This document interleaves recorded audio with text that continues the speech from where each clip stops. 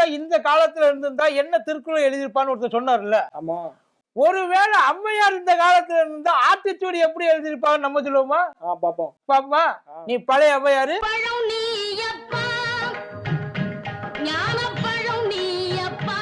நான் புது ஔவையாரு. ஓகேயா? Okay, done. ஞாபகம் இருக்குல்ல? சின்ன வயசுல படிச்சது. ஆமா, அப்ப நீ எப்போ எழுதுனது பரவாயில்ல. இந்தா, நான் டிஜிட்டல் ஔவையார் இல்லையா, அதனால உனக்கு போன் தரேன், நீ இத பார்த்து கரெக்டா படிக்கிற. ஓகே ஓகே, ரெடியா? ரெடி. எங்க சொல்லு. ஆத்திச்சூடி. நீ வீட்டை விட்டு முதல்ல வெளியே வாடி. அறம் செய்ய விரும்பு. ஆக்டிங் செய்யறது உன் பொழப்பு. ஆறுவது சினம். பிரச்சனை ஓடுவது உன் குலம். ஏழ்வது கரவேல். அவருக்கு இருக்கிற அரசியல் அறிவை. ஈவது விளக்கேல். இந்த தேர்தல்ல சங்கு ஊதுவது உனக்கே. உடையது விளம்பேல். கண்டிப்பா தேர்தல்ல உடையிறது தாவேக்கா விழா எலும்பு. என்னப்பா நீ எழுதுனா நீனே மறந்துட்டியா? என்ன அதெல்லாம்? படிங்க படிங்க, டக்குன்னு படிங்க. ஊக்கம் அது கைவிடேல். கூட்டணிக்கு யாரும் வரலையே. என்ன எழுத்துகளில்? எது என்ன எழுத்துகளில்? இன்னொரு தடவை சொல்லுங்க. என்ன எழுத்துகளில்? அவன் சாயம் வெளுக்க போகுது சீக்கிரம். ஏற்பது இகழ்ச்சி. ஏற்பது இகழ்ச்சி. அவர் தோற்பது தமிழ்நாட்டுக்கு மகிழ்ச்சி. ஐயமிட்டவன். பாஜக முன்னாடி கையை கட்டினில் ஒப்புரா ஒழுகு. உங்க கட்சியில இருக்கிறது பூரா கழுகு. ஓதுவது ஒளியல். விசில் ஊதுவது பூராவுமே எல்லாருமே தற்குறிய. எப்படி இருக்கு? போதும் போதும் போதும். இதுக்கு மேல போனுச்சுன்னா ரொம்ப லென்த்தா போகும். ஔவையார் எழுதுனதுக்கு முழுசா நம்ம எழுதலாம். இப்படி பேசுறதுக்கு எல்லாருக்கும் வரும். ஆனா அவர் ஏன் இப்படி பேசினார் தெரியுமா? தெரியாது. தெரியாதுல்ல, அதை சொல்றதுதான் வந்திருக்கேன். சேர்ந்து சொல்லுவோமா தனியா சொல்லுவா? இல்ல நீங்க தனியா. நானே சொல்லிடுவா. அவர் ஆத்திச்சூடி படிச்சு ரொம்ப டயர்ட் ஆயிட்டாப்ல, அதனால பேலன்ஸ் நானே கண்டினியூ பண்ணிக்கிறேன்.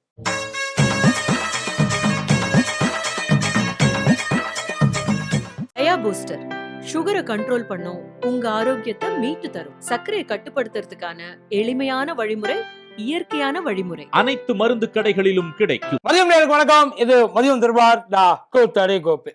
முதல்ல தாவேகாவுக்கு வாழ்த்துக்கள். ஏன்னா 3வது வருஷத்துல அடியெடுத்து வைக்கிறாங்க. வயசு தாவேகாவுக்கு 3. ஆனா நம்ம வாழ்த்து சொல்றோம்ல, அவங்க எவ்வளவு உண்மையில ஒரு நன்றியோட இருந்தா வாழ்த்து சொல்லி இருக்கணும்ல. ஏன் அவங்க சொல்லல அப்படின்றதுதான் தெரியல. அவங்க யாருக்குடா வாழ்த்து சொல்லணும் அப்படின்னு நினைக்கிறீங்களா? இருக்கு. ஏன்னா நாம சுத்தி சுத்தி அரசியல் பண்ணி நம்மளை கொண்டு போய் மக்கள்கிட்ட சேர்க்கிறது அது ஒரு விதமான அரசியல். ஆனா நம்மளை சுத்தி இருக்கிறவன் பூரா அரசியல் பண்ணி நாம சும்மா தான் உட்காந்துருப்போம். ஆனா நம்மளை சுத்தி இருக்கிறவன் பூரா நம்மளை வச்சு அரசியல் பண்ணி நம்மளை கொண்டு போய் மக்கள்கிட்ட சேர்க்கிறாங்க அப்படின்னா யோசிச்சு பாருங்க. தமிழ்நாட்டில் தாறுமாறா சேர்த்தாங்க, இந்தியாவில் எகிரி எகிரி சேர்த்தாங்க எல்லா மீடியா. இப்ப கூட ஒரு நேஷனல் மீடியா யுரேகா யுரேகா அப்படின்னு சொல்லி கத்திட்டு வருவாங்கல்ல, இந்த எனக்கு கல்யாணம் அப்படின்னு சொல்லிட்டு ஓடுவாங்க இல்ல. அதே மாதிரியே நானும் எடுத்துட்டேன், நானும் பேட்டி எடுத்துட்டேன், நான் பார்த்துட்டேன். என்னடா ராசா பார்த்த அப்படின்னா, நான் அவர் பேசுறத பார்த்துட்டேன், என் கூட அவர் பேசுறாரு. அந்த ரேஞ்சுக்கு கொண்டு போய் சேர்த்தாங்கல்ல. எவ்வளவு தூரம் உங்களுக்காக வரிஞ்சு கட்டிட்டு இறங்கி சார் பொழுதன்னைக்கு வாசல்ல கிடப்பாங்க சார். அவங்களுக்கு ஒரு நன்றி சொல்லியிருக்கீங்களா? நியாயமா நீங்க அவங்களுக்கு தானே, உங்க கட்சி உறுப்பினர்களை விட, உங்க கட்சி அந்த நிர்வாகிகளை விட, உங்க கட்சியோட அந்த தலைமை பொறுப்புல இருக்கிறாங்க, அவங்க எல்லாத்தையும் விட உங்களை அதிகமா கொண்டு போய் சேர்த்த பெருமை இவங்களுக்கு மட்டும். இவங்க இல்லைன்னா நீங்க இல்லை சார். ஆனா அவங்களும் ஏதோ ஒரு காரணத்துக்காக உங்க பின்னாடி அலைஞ்சாயின்னு வைங்கள, அவங்களுக்கு ஒரு நன்றி சொன்னீங்களா? நாங்க ஒண்ணுமே பண்ணலைன்னாலும் எங்களை ஓவர் த வேர்ல்டு கொண்டு போய் சேர்த்துட்டீங்களா, உங்களுக்கு எங்களுடைய நன்றி. இதெல்லாம் அடுத்த வருஷத்துல நீங்க பண்ணுங்க. ஏன்னா கண்டிப்பா நம்ம எத்தனை வருஷம் ஆனாலும் எதுவும் பண்ண போறது கிடையாது. அதனால நீங்க அதை பண்ணிட்டீங்க அப்படின்னா உண்மையிலேயே உங்களை தொடர்ந்து நீங்க செய்ய சொல்லலைனாலும் பண்ணுவாங்க. ஒருவேளை சொல்லிட்டீங்கன்னா சோறு தண்ணி இல்லாம பண்ணுவாங்க சார். அதனால அடுத்த முறை நீங்க ஏதாச்சும் ஒரு விழா, ஏன்னா கண்டிப்பா நீங்க விழாவுக்கு தான் பேச வருவீங்கன்றது நல்லாவே தெரியல இருக்கும். அடுத்த ஏதாச்சும் ஒரு விழாவில் நீங்க பேசுறப்போ அவங்களுக்கு மறக்காம ஒரு நன்றியை கொண்டு போய் சொல்லிருங்க. அது நீங்க செய்ய வேண்டிய ஒரு கடமை. இதெல்லாம் உங்க கடமை, நீங்க செஞ்சே ஆகணும். அப்புறம் இன்னைக்கு நடந்த அந்த 3வது ஆண்டு தொடக்க விழாவில் அவர் முதல்ல எடுத்தோடனே, கொஞ்சம் லேட்டாவாச்சும் சொல்லியிருக்கலாம், முதல்ல எடுத்தோடனே தமிழ்நாட்டிலே பெரிய கட்சி நம்ம தான். இல்லை சார் நான் சொல்லல, இது அவரே சொல்லிட்டார். தமிழ்நாட்டை அண்ணனே சொல்லிட்டார், டிக்ளேர் பண்ணிக்கிட்டார் அவரை. இந்த ஒரு படம், அந்த ஒரு ஐயோ அவர் பேர் வர மாட்டேங்குது, சரியான படம். அவர் ஒரு சர்வாதிகாரின்னு வைக்கல. அவர் என்ன பண்ணுவாப்புல, ஓட்டப்பந்தயம் நடத்துவாப்புல. ஓட்டப்பந்தயம் நடத்துறப்ப கையில துப்பாக்கி எடுத்துக்கிட்டு சுட்டுவாப்புல. எவனாச்சும் முந்தாடி போனாலும் சுட்டு விட்டு நான் தான் ஜெயித்தேன் அப்படின்றது. அதே மாதிரியான ஒரு மனநிலைமையில உள்ள ஒரு ஆளு தான் தாவேக தலைவர், வேற யாரும் கிடையாது. அதாவது நான் தான் பெரிய அவர் சார் வெளியில ஏதாச்சும் சொன்னா தானே, வெளியில வந்து பார்த்தா ஏதாவது உண்மையிலே அவருக்கு கள நிலவரம் தெரிஞ்சா இப்படிலாம் பேசுவாரா சார்?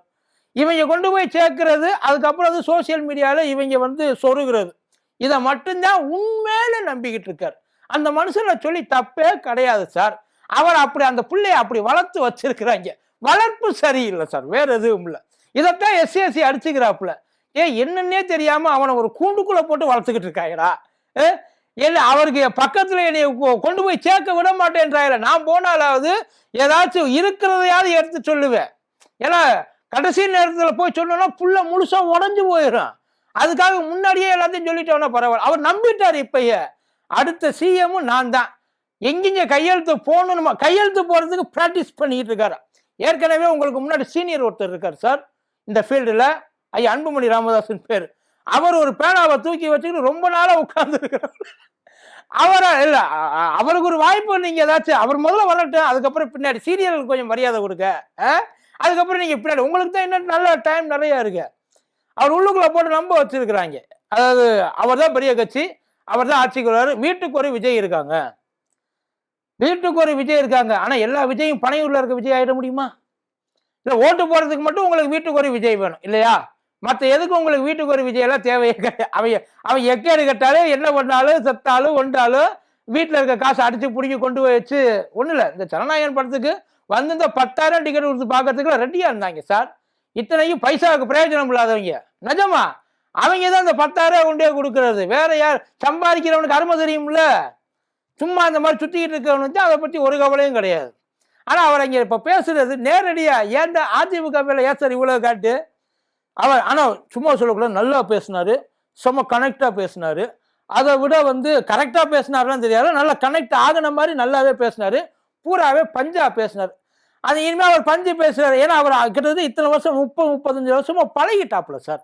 அதுலேருந்து அவர் வெளியில அவர் இது வரைக்கும் எங்கேயாச்சும் வெளியில பேசி பார்த்துருக்கீங்களா? ஆடியோ லாஞ்சில் பேசுறப்ப நல்லா இருந்துச்சு. இந்த அரசியல் மேடையில பேசுறப்ப அதே மாதிரி பேசுறப்ப முதல்ல நமக்கு செட் ஆகலை. அதுக்கப்புறம் போக எப்படி திருமலையில வந்து அந்த மீசை எடுத்துட்டதுக்கு அப்புறம் ஒரு மாதிரியா இருந்துச்சு. அதுக்கப்புறம் போக போக போக அந்த ஸ்டைல் நமக்கு பழகிருச்சு. இல்ல மீசை வச்சு திடீர்னு முன்னாடி வந்து நின்னான்னா யாரா அது அப்படின்ற மாதிரி எல்லாம் ஒரு கேட்க தோணுது. இந்த மூஞ்சி பாக்குற மாதிரி இல்லையே, இந்த மூஞ்சியெல்லாம் வியாபாரம் ஆகாது இல்லப்பா அப்படியெல்லாம் சொல்ற அளவுக்கு நமக்கு அது பழகிருச்சு. இல்ல அந்த மாதிரி இதுவும் நமக்கு பழகி நல்ல கனெக்ட் ஆனாரு. ஆனா இந்த பேச்சுல ஏதாச்சும் பாலிடிக்ஸ் இருக்கா? பேச்சு நல்லா இருந்தது. ஆனா எதுக்குண்டான ஒரு பேச்சு, ஒரு பட்டிமன்றத்துல போய் இப்படி பேசினா பயங்கரமா இருக்கும். உண்மையில ரொம்ப சூப்பரா இருக்கும். ஒரு வேற ஏதாச்சும் ஒரு திருவிழா மேடையில போயிட்டு நின்று பேசணும்னா நல்லா இருக்கும். ஆனா இது ஒரு அரசியல் மேடையில நின்று பாக்குறப்ப இதுவும் அதுவும் செட் ஆகலையே. இந்த நல்ல கோழி குழம்பு கடா விருந்து அப்படின்னு நினைச்சு உள்ள போறப்ப கத்திரிக்காய் கொண்டாந்து வைப்பாங்க இல்லைங்களா, அந்த மாதிரி ஆயிப்போச்சு. எல்லாரும் பயங்கர ஒரு எதிர்பார்ப்பு. இதுக்கு முன்னாடி இப்போ ஒரு கூட்டம் ஒன்று நடத்தினாப்புல. அந்த கூட்டத்துல ஏதாச்சும் அரசியல் பேசுவார்னு பார்த்தா அதோட பாகம் 2 தான் இது. இவங்களுக்கு வேணா ப்ரோக்ராமுக்கு வேணா பேர் வந்து டிஃப்ரெண்டா வைக்கலாம், கண்டென்ட் சேம் தான். அதாவது எல்லாரும் வந்து என்னை திட்டுறாங்க, எல்லாரும் வந்து என்னை பேச விஜய் வெளியே வா, விஜய் வெளியே வான்றாங்க.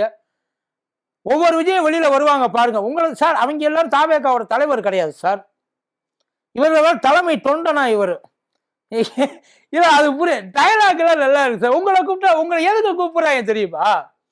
இங்க இவ்வளவு மேட்ரு நடக்குது, எதையாச்சும் ஓம் பிரச்சனைக்குனாலும் நீ வெளியில வாங்க சார், அதைத்தான் கூப்பிடுறேன். வீட்டை விட்டு வெளில வானா உங்களை ஜாக்கிங் போறதுக்கோ வாக்கிங் போறதுக்கோ சைக்கிளிங் போறதுக்கோ அவங்க கூப்பிடல.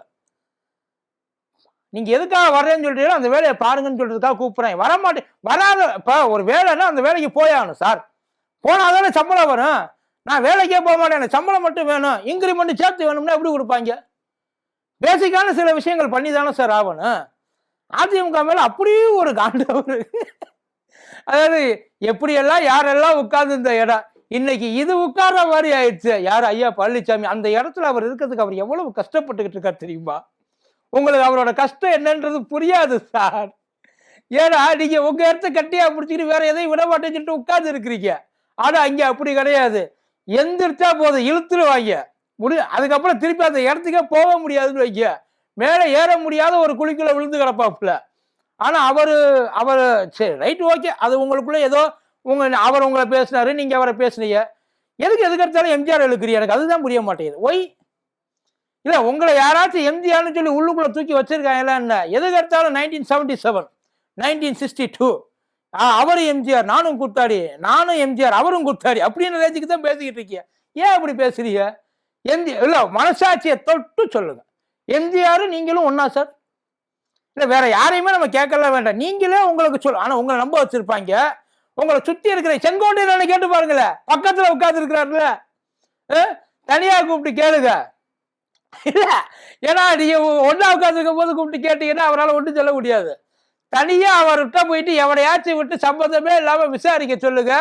சட்டியில போட்டு வறுக்கிற மாதிரி வறுத்து எடுத்துருவாப்புல. யோசிச்சு பாரு, எம்ஜிஆர் பண்ண ஃபீல்டு ஒர்க்கு நீங்க இதுக்கு சார் அவர் கட்சிக்கு வர்றதுக்கு முன்னாடில இருந்து ஃபீல்டு ஒர்க் பண்ணியிருக்காரு சார். நீங்க கட்சி ஆரம்பிச்சதுக்கு அப்புறம்னாலும் ஃபீல்டு ஒர்க் பண்ணிருக்கீங்களா சார்? இல்ல அதுதான் சார் தெரியல. சும்மா உட்காந்து, அதாவது அங்க இருக்கிறவங்க பூரா ஒரு ஜாலி மென்டாலிட்டியில இருக்கிறாங்க. இப்ப அவங்க யாருமே அதாவது தோத்தாலும் அவர் அவங்க கொஞ்சம் கூட கவலைப்பட மாட்டாங்க. கவலைப்பட போற ஒரே ஒரு ஆளு காசு செலவழிச்சவங்க தான். ஏன்னா அவர் கண்டிப்பா கையில இருந்து எந்த காசும் கொடுக்க போறது இல்லை. ஆனா இவர் கண்டிப்பா ஏதாச்சும் ஒரு இடத்துலனாலும் ஜெயிப்பாரு அப்படின்ற நம்பிக்கையில ஒட்டு மொத்தமா ஓடிக்கிட்டு இருக்காங்க எல்லாரும். அவன் கோடி கணக்குல செலவழிச்சுக்கிட்டு இருக்காங்க சார். இன்னும் எலெக்ஷன் வரப்போது எவ்வளவு செலவு பண்ண போற. ஏன்னா இந்த புதுசா கல்யாணமானவங்க பொண்டாடி பின்னாடி எப்படி திரிவாங்கன்றோ அதே மாதிரியே தான் இப்ப அவர் இந்த கட்சி பின்னாடியும் தெரிஞ்சுக்கிட்டு இருக்காங்க. அவங்களுக்கு எல்லாம் இந்த எலெக்ஷன் முடிஞ்சதுக்கு அப்புறம் தான் புரிய ஆரம்பிக்கும். தெரியாதமா இப்ப மற்றவங்க எல்லாம் உள்ள இறக்கி வச்சு செலவு பண்றாங்கன்னா அவங்க ஆல்ரெடி அரசியல்லாம் என்னன்னு தெரிஞ்சவங்க. அரசியல்ல எப்படி உண்மையில சம்பாதிச்சிருக்காங்க. அதெல்லாம் இல்ல சும்மா செலவழிப்பாங்களா என்ன? சும்மா செலவழிக்கிறது நம்மள சொந்தமா பந்தமா? எலெக்ஷன் முடிஞ்சதுக்கு அப்புறம் எவ்வளவு நம்மளை எட்டி பார்ப்பாடா? ஆனா நீங்க வெளியில எலெக்ஷன் யாருக்காக ஓடுறாங்களோ அவரே உள்ளுக்குள்ள உட்கார்ந்து ஒன்லி நான் ஆன்லைன்ல எல்லாத்தையும் பார்த்துக்கிறேன், இல்லாட்டி ஏதாச்சும் அடைச்ச ரூம்லயே வச்சு நான் எல்லாத்தையும் முடிச்சுக்கிறேன்னா எப்படி வேலைக்கு ஆகும்? யோசிச்சு பாருங்க சார். இவங்க ஹிஸ்டரி ரிப்பீட்ஸ் சொல்லி அவரை ஒரு வழி ஆக்கிட்டாங்க. அவர் மண்டேல யாரும் போய் சொன்னாலும் ஏறாத அளவுக்கு அவருக்கு ஏற்றி வச்சிருக்காங்கன்னு வைங்கள. இப்ப அவர் அந்த நினைப்புலதான் பூராமே நிறைய இந்த தகர டப்பா, அப்புறம் அந்த பவள பாப்பா, அப்புறம் அவங்க பார்க்கறதெல்லாம் சொல்லிட்டு இந்த டயலாக் பஞ்சு எல்லாம் ஓகே. இப்ப அவர் பேச தெரியுமா? நல்லா பேச தெரியும், ஒத்துக்கிறேன். இத்தனை நாள் சினிமாவுக்கு டயலாக் எவ்வளவு தூரம் பேசியிருப்பாப்புல. என்ன சொல்றேன், அதையெல்லாம் விட்டு வச்சுட்டு இறங்கி மக்கள்கிட்ட ஒரு வாட்டி பேசுங்களேன். குறைஞ்சபட்ச மக்கள் நீங்க பிரதிநிதி தானே, மக்கள் எங்களை தானே நம்புறாங்க, நாங்க தானே காப்பாற்றணும், நாங்க தான் எங்களுக்காகத்தான் எல்லாரும் நிக்கிறாங்க. வந்தவங்க பூரா வேற யாருக்கு ஓட்டு போட மாட்டேன், அவருக்கு மட்டும்தான் ஓட்டு போடுவேன் எல்லாம் பேசுறீங்களோ. எங்க போயிட்டு ரொம்பலாம் வேண்டாம், ஒரு ஊருக்கு போயிட்டு அந்த ஊரோட பிரச்சனையை மட்டும் பேசிடுவாங்க. அந்த பிரச்சனையை எப்படி சமாளிக்கலாம்னு சொல்லுங்க, அதுக்கு மாற்று வழி ஏதாச்சும் இருந்தா சொல்லுங்க. இதுதான் சார் அரசியல்வாதி. வெறும் அவர் மனசுக்குள்ள உள்ள பூந்து வச்சுட்டாங்க. என்னன்னா, நீ திமுகவை மட்டும் திட்டு, நீ வேற எதையும் பண்ண வேண்டாம். அதிமுக அடிக்க வேண்டாம், பாஜக அடிக்க வேண்டாம், நீங்க வேற எதுவும் பண்ண வேண்டாம். திமுகவை மட்டும், காங்கிரஸை கூட நீங்க தொடாதீங்க. திமுகவை திட்டிக்கிட்டே இருந்தீங்கன்னா நீங்க சிஎம் ஆயிடலாம். திமுகவை திட்டிக்கிட்டே இருந்தா கடைசியில பைத்தியம் தான் ஆகலாம், சிஎம்லாம் ஆக முடியாது. நிஜமா சார். கொஞ்ச நாள் பிராக்டிக்கலா கொஞ்சம் பிராக்டிக்கலா யோசிக்க சார், வேற எதுவும் வேண்டாம். ஆனா அவர் இப்படியே கொண்டாந்து வச்சிருந்தீங்க, அவரை ஒரு ஷோகேஸ் பொம்மை மாதிரி வச்சுட்டாங்க. அதை தூக்கி கொண்டாந்து இங்க நிப்பாட்டி வச்சுட்டு ஒரு பர்ஃபார்மன்ஸ் பண்ணு, இந்த மேடையில் ஆட சொல்லுவாங்க இல்ல கலை நிகழ்ச்சிகள்ல, அதே மாதிரி ஒரு மேடையை போட்டு பேசு, அவ்வளவுதான், வேற எதுவுமே கிடையாது. முன்னாடி இருந்ததுக்கு இப்ப இருந்ததுக்கு என்னன்னா, இதுக்கு முன்னாடி பேசுறது ரொம்ப சினிமேட்டிக்கா இருந்துச்சு, இப்ப பேசுறது கொஞ்சம் சினிமேட்டிக்கா இருக்கு, அவ்வளவுதான். பட் சினிமேட்டிக்கா அவரை விட்டு போறதுக்கு வாய்ப்பே கிடையாது. ரொம்ப கூல் பர்சன், அவர் எல்லாத்தையும் ஹேண்டில் பண்ணக்கூடிய ஒரு கெப்பாசிட்டி உள்ளது அப்படின்ற மாதிரி ஒரு இமேஜை கிரியேட் பண்றதுக்கு பாக்குறாங்க. நீங்க பேசுறது பூரா ஒண்ணு இல்ல. ஐயா ஸ்டாலின் போய் தூக்கத்துல எழுப்புனா அவர் விசிலுக்கு தான் ஓட்டு போடுவோம் பாரு. எவ்வளவு மடக்கு மென்டலா இருந்துச்சு அப்படின்னா இப்படி எல்லாம் பேசிருப்பாங்க. அவங்க எல்லாம் ஒரு நாள் எவ்வளவு நேரம் தூங்குவாங்க தெரியுமா? நிஜமா ஒரு கட்சி தலைவன்றவன் எவ்வளவு நேரம் ஒரு நாளைக்கு தூங்குவான் தெரியுமா? ஆனா நமக்கு தூங்குறது மட்டும்தான், ஒரு கட்சி தலைவர் தூங்கிக்கிட்டே இருக்கிறது தான் ஒரு கட்சி தலைவர் நம்ம வச்சிருக்கோம். நம்ம நிலைமையெல்லாம் அப்படித்தான் இருக்கு. பரவாயில்ல, இருக்கட்டும். முன்னோட இப்போ கொஞ்சம் இம்ப்ரூவ்மெண்ட் இருக்கு. இந்த கான்ஸ்டன்ட் இம்ப்ரூவ்மெண்ட்டை எதிர்பார்க்குறோம். குறைஞ்சது நீங்க அதை எப்படி பார்த்தாலும் 10 வருஷத்துக்குள்ள அரசியல்ல என்னன்றதுல கொஞ்சம் புரிஞ்சு பார்ப்பல. கண்டிப்பா இதே ஸ்பீட்ல இருந்தாருன்னா, இதை விட கொஞ்சம் ஸ்பீடா இருந்தாருன்னா ஒரு 5 வருஷத்துல புரிஞ்சுக்குவார். கத்துக்கணுன்ற எண்ணம் இருந்துச்சுன்னா, அரசியல் இருக்கணுன்ற எண்ணம் இருந்துச்சுன்னா. ஆனா இப்படியே கனவு கண்டுகிட்டு இருக்காரு. ஒருவேளை ஆகலைன்னா என்னடா அவரு கமிட்மெண்ட் கொடுத்தாலும் அவருக்கு என்னடா பதில் சொல்லுவிய சார்? அவர் எதுவுமே கேட்கல சார். அவர் இதுதான் கேட்டுப்பாரு, தலைவரை நீங்க உங்களுக்கு ஒன்றும் தெரியாது தலைவரை, நீங்க எப்ப வருவீங்கன்னு காத்துட்டு இருக்காங்க, எலெக்ஷன் எப்பன்னு காத்துட்டு இருக்காங்க, விசில் சின்னத்தை அந்த இவிஎம் பேட்ல உடைச்சிருவாங்க தலைவரை, அந்த அளவுக்கு வரியா எவன் கட்ட விரல்ல போட மாட்டான், முட்டியை வச்சு குத்துவான், அந்த அளவுக்கு உங்க மேல அவ்வளவு ஆசையா இருக்காங்க அப்படின்ற மாதிரி தான் சொல்லி வச்சிருக்காங்க.